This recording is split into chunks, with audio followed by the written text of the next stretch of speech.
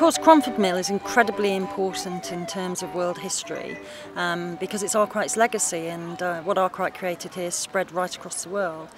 But the site is also really important today in terms of its use today and the way it's a resource for the local community, for visitors to the area as well. I really like the fact it's really hands-on, so you've got things for my children in the tent there, my wife and my other children are playing in the band, so those kind of events where the whole family are involved in sort of a community aspect is really, really exciting for someone living local like I do.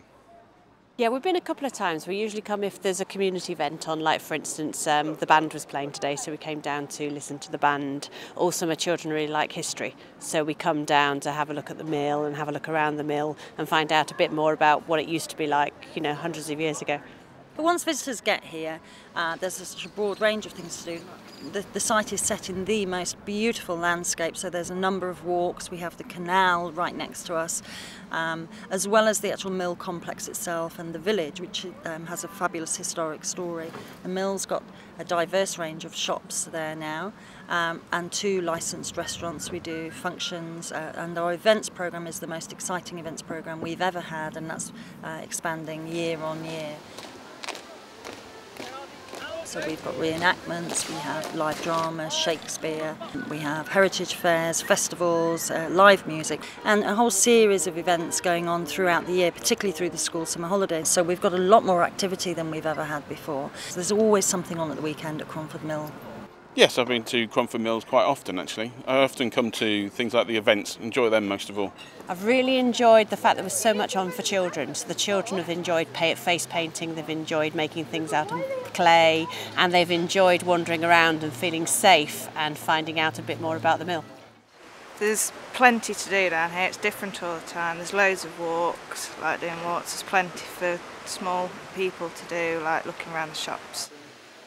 Well, the Cromford Mill is part of the Derwent Valley Mills World Heritage Site, which is the only World Heritage Site in the entire East Midlands. So in that sense, it's potentially a huge economic generator in terms of the tourism that we can bring in onto the site, but also for the local community as well, which results in employment and a real financial injection into the local economy.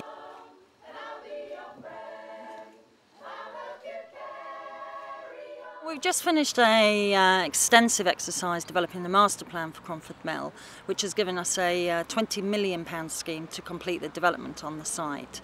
So the work on that's about to start next year, and we hope over the next decade we will see both the parts of the site that are not yet developed regenerated and back in use, and the parts of the site that have been regenerated already upgraded so that we've got an absolute world-class facility. There's been tremendous change at Cromford Mill in recent years, and building on the hard work of the past, you know, the society has been on site for 30 years and tremendous work has been done, but the changes here have been really important over the last 3 years, and as I said, there's a long way for us to go yet.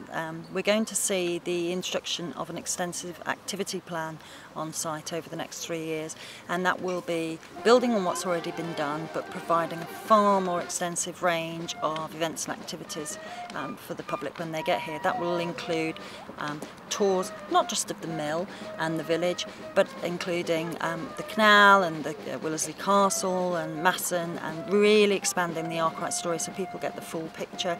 There'll be a lot more drama, a lot more reenactments, and really extensive education programs for the kids, because it's really important that we get children involved and accessing the heritage, so that they realise that it's that there's fun to be had in heritage. It's not all old and stuffy. It can appeal to people of all ages. So I think getting the young children in and getting them involved in extensive education programs is going to be a major part of what we're doing.